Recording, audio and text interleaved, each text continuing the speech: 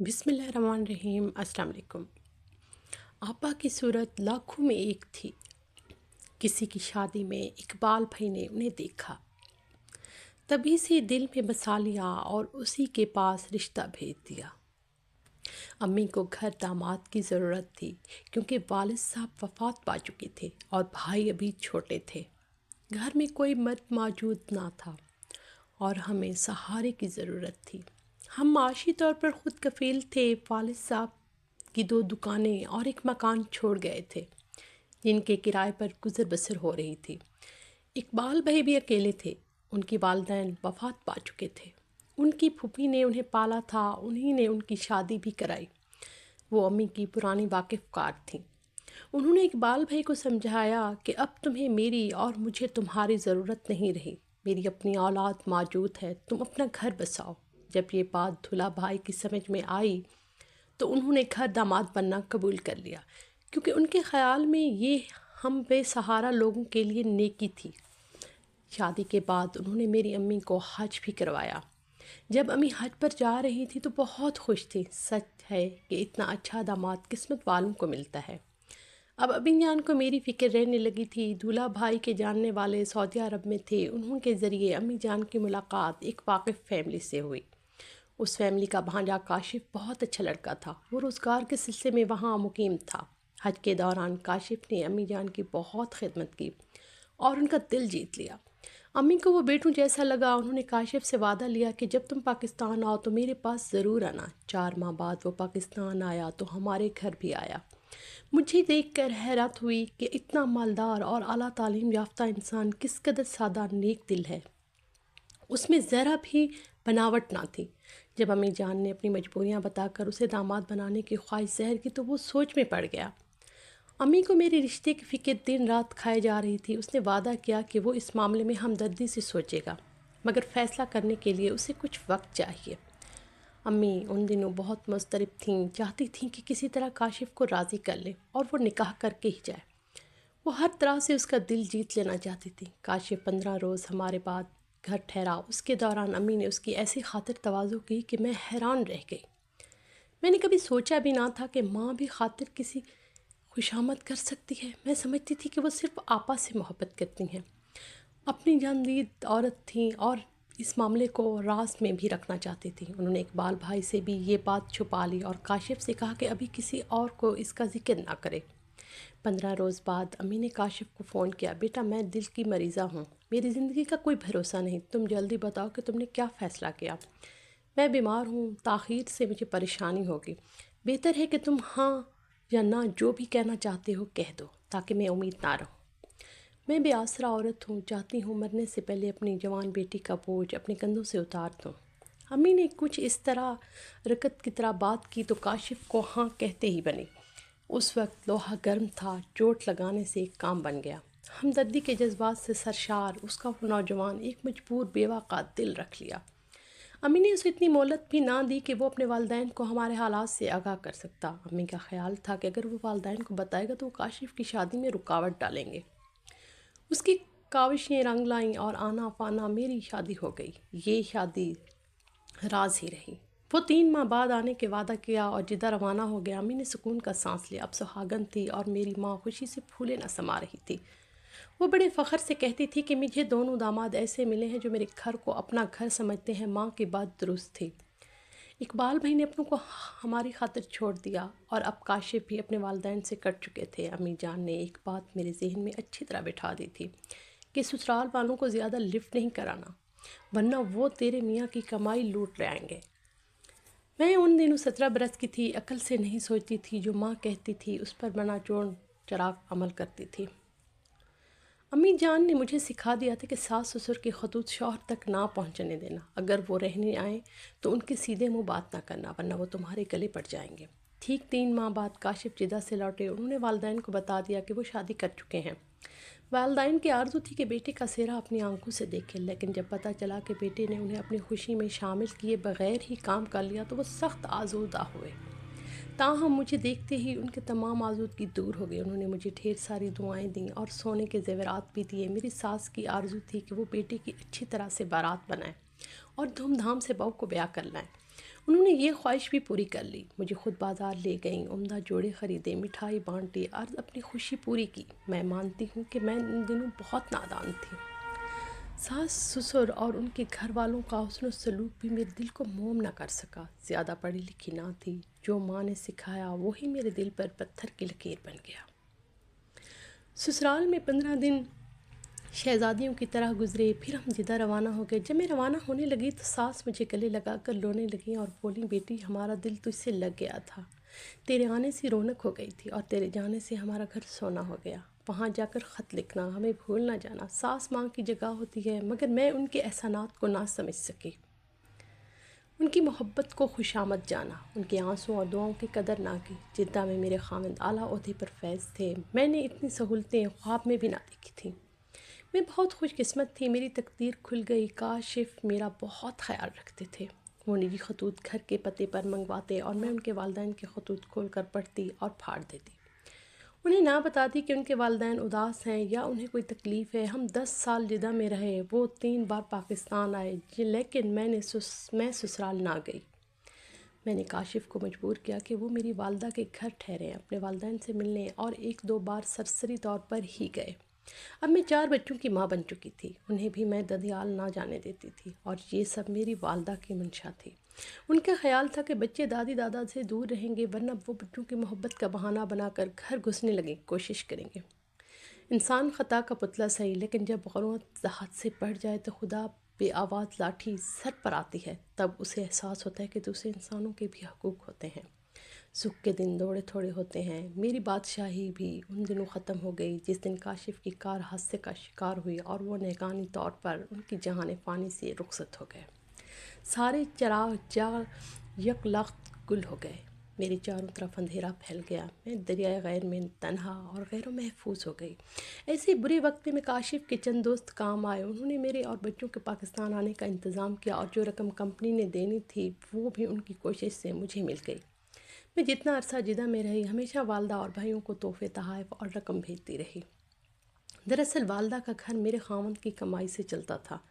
اب مجھ پر برا وقت آیا تو مجھے میکے کی طرف دیکھنا پڑا۔ میری بڑی آؤبھگت ہوئی، بھائیوں نے ہاتھوں ہاتھ لیا اور ماں نے بھی بیزاری کی۔ وہ رقم جو کمپنی والوں نے ادا کی تھی والدہ نے لے لی، کہنے لگیں اگر تمہارے سسرال والوں کو پتہ چل گیا تو اس رقم کو دعوے دار بن جائیں گے، لہٰذا یہ پیسہ میرے نام جمع کروا دو۔ جو امی نے رقم بڑے بیٹے کے نام جمع کروا دی، اب بھائی مجھے ہر ماہ کلیل رقم بچوں کے خرچ کے لیے دیتے تھے۔ میرے بچے عیش و آرام میں پلے تھے، انہوں نے تنگی نہیں دیکھی تھی، اب وہ چھوٹی چھوٹی خواہشات کے لیے ترس رہے تھے۔ میرے ساس سسر ایک بار ملنے آئے تو والدہ نے بچوں کو آپا کے پاس بھجوا دیا اور ان سے ملاقات نہ ہونے دی، خود بھی نہ ملیں اور مجھے بھی کہا کہ ذرا لطف کرنے کی ضرورت نہیں، جس کے ساتھ ناتا تھا وہ تو نہیں رہا، اب تو سارے لوگ یہاں گنجائشی ہیں۔ وہ سیدھے سادے شریف لوگ تھے۔ مجھ سے کہا، بہو اگر ہماری مدد کی ضرورت ہو تو ہم حاضر ہیں، بلا تکلف بتا دینا تمہیں کیا چاہیے۔ امی نے بعد میں مجھے سمجھایا کہ یہ تمہارا دل جیتنے کو ایسا کہہ رہے ہیں، ان کو پتہ تھا کہ مجھے کمپنی سے کافی پیسہ ملا ہے، اب میں لاکھوں کی آسامی تھی۔ امی کا کنٹرول میرے دل اور دماغ پر بچپن سے تھا۔ ماں قابل احترام ہستی ہے، مجھے ان کی برائی مقدس، لیکن کبھی بھی ہستی بہت ظالم ہو جاتی ہے جب اپنے بیٹیوں کی خاطر خود خرچ بن جاتی ہے۔ بیٹی حق کے غضب لے کر آئے، اپنے بیٹے کے لیے اونچے گھروں میں رشتہ تلاش کرے تاکہ وہ ان کو مضبوط سہارا مل جائے۔ بھائی سارا دن میری ہی گاڑی پر گھومتے پھرتے اور میرے بچے پیدل اسکول جاتے، میں چپ تھی، اف تک نہیں کر سکتی تھی۔ ماں جیسا چاہتی تھی ویسا کرتی تھی۔ انہوں نے ایک خوشحال گھرانے میں بڑے بھائی کا رشتہ کر دیا، زیور اور بری سب میرے پیسوں سے بنوائی گئی اور دلہن کا کمرہ بھی سجا دیا گیا، گھر کا دوبارہ تعمیر بھی کروا دیا گیا۔ اچھے گھروں میں رشتے ہوتے تو خرچے بھی اچھے کرنے پڑتے ہیں۔ بھائی کی شادی پر ماں نے دل کھول کر خرچہ کیا، شاندار ولیمہ دیا۔ میں اپنے بچوں کا حق مارے جانے پر مہر پہ لب تھی۔ یہ وہ رقم تھی جسے میرے بچوں کا مستقبل وابستہ تھا، اور میرے ماں مجھے چھوٹی تسلیاں دیتی اور حوصلہ رکھتی، تیری ایک ایک پائی چکا دوں گی، تیرے بھائی جیتے رہیں گے، کما کر تیرا قرض ادا کر دیں گے، جب تیرے بچے جوان ہوں گے تو تیرا بھائی اس قابل ہو جائے گا کہ انہیں اپنے پاؤں پر کھڑا کرنے میں مدد کر سکے۔ روپیہ کچی مٹی کے ڈھیلے کی طرح ہوتا ہے۔ بھائیوں نے گھر درست کرایا اور 2 مکان جو کرائے پر لگے ہوئے تھے آپس میں بانٹ لیے۔ مجھے والد اور والدہ کی جائیداد سے بھی محروم کر دیا اور میں امی کے ساتھ بچوں کے ساتھ اپنے اسی پرانے گھر میں رہتے رہے، اور بھائی اپنی بیویوں کے ہمراہ بڑے مکانوں میں جا بسے، گویا آنکھ اوجھل پہاڑ اوجھل۔ ہم بھی اوجھل ہو گئے۔ جب وہ اپنے گھروں میں آباد ہو گئے تو انہیں مجھے اور ماں کو بھلا دیا۔ میری رقم سے انہوں نے اپنی زندگیاں سنوار لیں، آسائشیں حاصل کر لیں۔ اس کے بعد پلٹ کر بھی نہ دیکھا۔ بہن اور ان کے یتیم بچے کس حال میں ہیں؟ جب میرا بیٹا وسیم 5ویں جماعت میں تھا تو میں کوڑی کوڑی کو ترستی تھی۔ پڑھی لکھی نہ تھی کہ کہیں ملازمت کی کوشش کرتی۔ ماں سے کچھ کہتی تو وہ اپنی مجبوریاں ظاہر کرتی، اور کبھی بیٹیوں کو کبھی بیٹوں پر بھلا برا کہتی، اور خود اب کوڑی کوڑی کی محتاج تھی۔ تمام روپیہ اپنے بیٹوں کو کھلا بیٹھی تھی۔ اب کوئی راستہ نہ تھا۔ ادھر یہ حال ہے کہ میرے بچے تعلیمی اخراجات نہ ہونے کی وجہ سے اسکول سے باہر ہو چکے تھے۔ میں کئی بار بھائیوں کے پاس گئی، انہیں آن بان شائیں کی۔ بھابھیوں نے تو پانی تک کا نہ پوچھا۔ بھائی بولے ابھی ہمارے حالات ٹھیک نہیں ہیں، جب پیسے آئیں گے لوٹا دیں گے۔ تھک ہار کر گھر بیٹھ گئی۔ اب فاقوں کی نوبت آ گئی تھی۔ بیوگی کے کڑے حالات میں ایک روز سسر صاحب کا خیال آیا۔ میں نے ساس سسر میں برائیاں تلاش کرنے کی کوشش کی مگر کوئی برائی نہ ڈھونڈ سکی۔ اب دل کی عدالت میں خود کو مجرم پایا۔ ان کا کیا قصور تھا؟ وہ تو محبت کرتے تھے، میرے بچوں سے پیار کرتے تھے، انہیں گود میں لینے کو ترستے تھے، لیکن میں نے کیا کیا ان کے ساتھ؟ ان کو اولاد کو ان سے دور رکھا، بچوں کو انہیں چھونے تک نہ دیا۔ یہ کہاں کا انصاف ہے؟ والدین جو پالتے پوستے ہیں، بڑا کرتے ہیں، جب بیٹے جوان ہوتے ہیں تو وہی والدین اسے بھول جاتے ہیں۔ بیٹا کلی طور پر بیوی اور بچوں کا ہو کر رہ جاتا ہے۔ کاش میں نے اپنی ماں کی باتوں کو گراہ میں نہ باندھ لیا ہوتا، اپنے ساس سسر کا خیال رکھا ہوتا۔ وہ اپنے پوتے پوتیوں کے سر پہ ہاتھ رکھتے۔ ایک دن میں بازار سے گزر رہی تھی، چھوٹے بیٹے کی دوائی لینی تھی، اچانک سسر صاحب کلینک پر مل گئے۔ مجھے دیکھ کر فوراً میری طرف آئے اور بولے کیا بات ہے بہو، خیریت تو ہے؟ میں نے کہا خرم بیمار ہے، اس کی دوائی لینی تھی۔ وہ کہتے ہوئے میری آنکھوں میں آنسو بھر آئے۔ وہ بھی مجھے رنجیدہ دیکھ کر آپ دیدہ ہو گئے، کہنے لگے آؤ میں ڈاکٹر کو دکھا دیتا ہوں۔ یہ ڈاکٹر میرا بیٹا بنا ہوا ہے۔ انہوں نے پوتے کو گود میں اٹھا لیا، وہ بخار سے تپ رہا تھا۔ ڈاکٹر کو دکھایا، پھر بولے بیٹی ناراض نہ ہونا، اگر کہو تو 2 منٹ کے لیے گھر چلیں، بچوں کی دادی ان کے لیے بہت اداس ہے۔ انہیں دیکھنے کی ہماری آنکھیں ترس رہی تھیں۔ انہوں نے میرے لباس اور بچوں کے نیف و نزاد جسم دیکھ کر ہمارے ساختہ حالی کا اندازہ لگا لیا تھا۔ میں ان کے ساتھ گاڑی میں بیٹھ کر ان کے گھر چلی گئی۔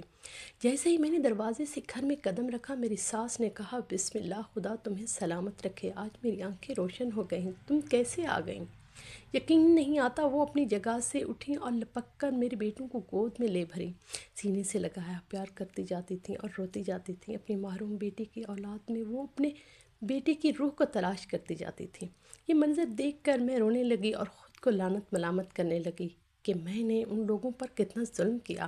میں نے انہیں ظلم ظالم سمجھتی تھی، حالانکہ خود ظالم تھی۔ پہلی بار مجھے احساس ہوا میری ذات کی بھی کچھ اہمیت ہے، میرے بچوں کو کسی کا تحفظ حاصل ہے۔ وہ بے آسرا نہیں، جن بھائیوں پر تکیہ تھا وہ تو ساتھ چھوڑ گئے، اور جنہوں نے اچھا نہیں سمجھتی وہ کتنے اچھے نکلے۔ اگرچہ جوان سال بیٹی کی موت نے ان کی کمر توڑ دی، پھر بھی میرے بوڑھے سسر میرے بچوں کا تحفظ دینے کے لیے کمر بستہ ہو گئے۔ آج ان کا ساتھ میرے لیے ڈوبتے تنکے کا سہارا تھی، بلکہ انہوں نے میرے بچوں کو بھرپور مالی مدد کی اور عزت و تکرم میں مجھے اس گھر سے ملی جو واقعی ایک بہو کا حق تھا۔ یہ خاندانی لوگ تھے، روپے پیسے سے زیادہ عزت کو جانتے تھے۔ انہوں نے محروم بیٹی کے اولاد کو یہ کہہ کر سینے لگایا کہ یہ ہمارا خون ہے، اور میرے سر پر چادر ڈال دی، یہ ہماری بہو ہے اور بیٹی جیسی ہے، اس گھرانے کی عزت اسی کے دم سے ہے۔ میں سسرال میں رہنے لگی، ان لوگوں کا سلوک میرے ساتھ بہت اچھا تھا۔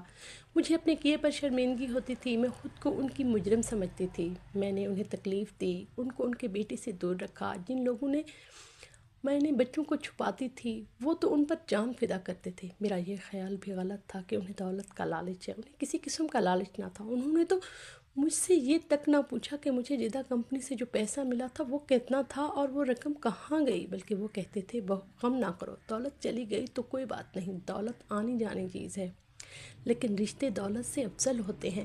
تب میں نے خود انہیں بتایا کہ والدہ نے کمپنی سے ملنے والی رقم بھائیوں کو امانتاً دی تھی، انہوں نے خیانت کی۔ سسر کہنے لگے بیٹی غم نہ کرو، اگر تمہارے بھائیوں کی زندگی میں وہ رقم گئی تو گویا تم نے ماں کی خدمت کی اور تم جنت کی حقدار ہو گئی۔ میرے پوتوں پوتیوں کے لیے ہمارے پاس اللہ کا دیا بہت کچھ ہے۔ اب مجھے پتہ چلا اچھے لوگ ایسے ہوتے ہیں۔ وہ واقعی فرشتہ صفت تھے۔ میں نے اب جانا کہ کتنی خوش قسمت ہوں، مجھے ایسا سسرال ملا، اور کتنی بد نصیب تھی اتنے عرصے ایسے نیک لوگوں سے دور رہی۔ اب سمجھ میں آیا کہ ساس سسر بھی ماں باپ کی طرح ہوتے ہیں اور نیکی کا پھل ضرور ملتا ہے۔ اچھائی رائے گاہ نہیں جاتی، جبکہ برائی انسان کو نفرت کو پاتال کر دیتی ہے۔ آدمی دوسروں کو فنا کرنے کی چاہ میں خود ہی فنا ہو جاتا ہے۔ ہمیں ماں باپ کی قدر کرنی چاہیے، ساتھ ساتھ سسر ساس کی بھی قدر کرنی چاہیے۔ آج میرے بچے تعلیم یافتہ اور اچھے مقام پر ہیں تو یہ میرے سسر کی دعاؤں اور محبت کا نتیجہ ہے، ورنہ میں نے تو ان کی بربادی میں کوئی کسر نہ چھوڑی تھی۔ ہمارے چینل کو سبسکرائب کیجیے گا، کمنٹ میں بھی بتائیے گا کہ ہماری ویڈیو کیسی